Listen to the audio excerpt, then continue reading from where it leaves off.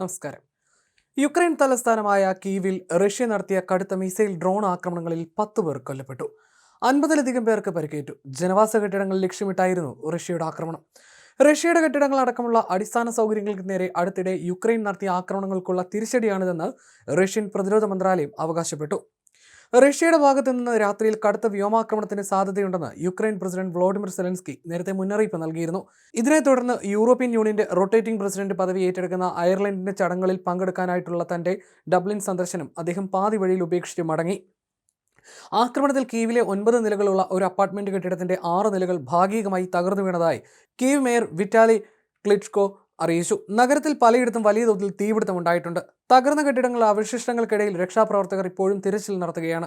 2 കുട്ടികൾ ഉൾപ്പെടെ 56 പേർക്ക് പരിക്കേറ്റിട്ടുണ്ടെന്നും നഗരത്തിലുടനീളം 30ഓളം സ്ഥലങ്ങളിൽ നാശനഷ്ടങ്ങൾ ഉണ്ടായിട്ടുണ്ടെന്നും കീവ് മിലിറ്ററി അഡ്മിനിസ്ട്രേഷൻ മേധാവി തിമൂർ തഗാചെങ്കോ വ്യക്തമാക്കി. ശത്രുക്കൾ വീണ്ടും ജനവാസ മേഖലകളെ ലക്ഷ്യമിട്ട് സാധാരണക്കാരെ കൊന്നൊടുക്കുകയാണെന്ന് അദ്ദേഹം കുറ്റപ്പെടുത്തി. തകർന്ന കെട്ടിടങ്ങൾക്കുള്ളിൽ ചിലർ ഇപ്പോഴും കുടുങ്ങിക്കിടക്കുന്നുണ്ടെന്നും പരിക്കേറ്റവരിൽ ആംബുലൻസ് ഡ്രൈവർമാരും പാരാമെഡിക്കൽ ജീവനക്കാരും ഉൾപ്പെടുന്നുണ്ടെന്നും മേയർ ക്ലിച്കോ പറഞ്ഞു. നഗരമധ്യത്തിലെ ഷെവ്ചെങ്കോ ബോളിവാർഡിലുള്ള ഒരു കെട്ടിടത്തിന്റെ മുകൾ ഭാഗത്ത് വൻ തീപിടുത്തമുണ്ടായതായും നിരവധി കാറുകളും കെട്ടിടങ്ങളുടെ ജനാലകളും തകർന്നതായും ചിത്രങ്ങൾ വ്യക്തമാക്കുന്നു.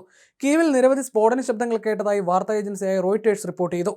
കടുത്ത വ്യോമാക്രമണ മുന്നറിയിപ്പ് ഉയർന്നതോടെ രാത്രിയിൽ ആയിരക്കണക്കിന് ജനങ്ങൾ തങ്ങളുടെ കുട്ടികളും വളർത്തുമൃഗങ്ങളും സാധനങ്ങളുമായി ഭൂഗർഭ മെട്രോ സ്റ്റേഷനുകളിൽ അഭയം പ്രാപിച്ചു. ജൂൺ പകുതിക്ക് ശേഷം യുക്രൈൻ നേരിടുന്ന ഏറ്റവും ഭീകരമായ രാത്രിയായിരുന്നു ഇത്.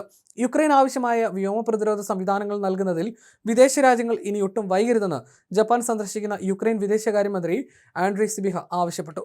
ആക്രമണത്തിന്റെ പശ്ചാത്തലത്തിൽ അയൽ രാജ്യവും നാറ്റോ അംഗവുമായ പോളണ്ട് പ്രതിരോധ നടപടിയെന്നോണം തങ്ങളുടെ യുദ്ധവിമാനങ്ങൾ അടിയന്തരമായി പറപ്പിച്ചെങ്കിലും വ്യോമാതിർത്തി ലംഘനം ഒന്നും ഉണ്ടാകാത്തതിനാൽ അവ തിരിച്ചു വിളിച്ചു. ഫിൻലൻഡും തങ്ങളുടെ കിഴക്കൻ അതിർത്തി മേഖലകളിൽ താൽക്കാലിക വ്യോമയാന നിയന്ത്രണങ്ങൾ ഏർപ്പെടുത്തി. അതേസമയം കീവിലും മറ്റ് പ്രദേശങ്ങളിലുമുള്ള സൈനിക ഊർജ്ജ കേന്ദ്രങ്ങളും വിമാനത്താവളങ്ങളുമാണ് തങ്ങൾ ലക്ഷ്യമിട്ടതെന്ന് റഷ്യൻ പ്രതിരോധ മന്ത്രാലയം അവകാശപ്പെട്ടു. യുക്രൈന്റെ 327 ഡ്രോണുകൾ തങ്ങൾ വെടിവെച്ചിട്ടതായും റഷ്യൻ മന്ത്രാലയം കൂട്ടിച്ചേർത്തു. 4 വർഷത്തിലധികമായി തുടരുന്ന ഈ യുദ്ധം അവസാനിപ്പിക്കാൻ റഷ്യൻ പ്രസിഡന്റ് വ്ളാഡിമിർ പുടിനുമായി ചർച്ച നടത്താമെന്ന് സെലൻസ്കി നിർദ്ദേശിച്ചിരുന്നെങ്കിലും ക്രെംലിൻ അത് നിരസിച്ചിരിക്കുകയാണ്. ഇതിനിടെ റഷ്യയുടെ ഉൾപ്രദേശങ്ങളിലേക്ക് യുക്രൈൻ അടുത്തിടെ നടത്തിയ ആക്രമണങ്ങൾ ലോകത്തിലെ 3ാമത്തെ വലിയ എണ്ണ ഉൽപ്പാദക രാജ്യമായ റഷ്യയിൽ കടുത്ത ഇന്ധന പ്രതിസന്ധിക്ക് കാരണമായിട്ടുണ്ട്. ഇന്ത്യയിൽ നിന്ന് പോലും റഷ്യയ്ക്ക് ഇപ്പോൾ പെട്രോൾ ഇറക്കുമതി ചെയ്യേണ്ടി വരുന്നുണ്ട്. മോസ്കോയിൽ നിന്ന് ഏറെ അകലെയുള്ള നോവോസിബിർസ്ക് മേഖലയിൽ ഇന്ധന പ്രതിസന്ധി രൂക്ഷമാണെന്നും അടിയന്തര സർവീസുകൾക്ക് മാത്രമേ ഇനി മുൻഗണനയോടെ ഇന്ധനം നൽകൂ എന്നും അവിടുത്തെ ഗവർണർ ആൻഡ്രി ട്രാവിനിക്കോവ് പറഞ്ഞിരുന്നു. ഇതിനു പുറമെ റഷ്യയുടെ മറ്റു ഭാഗങ്ങളിലും യുക്രൈൻ ഡ്രോൺ ആക്രമണം നടത്തിയിട്ടുണ്ട്.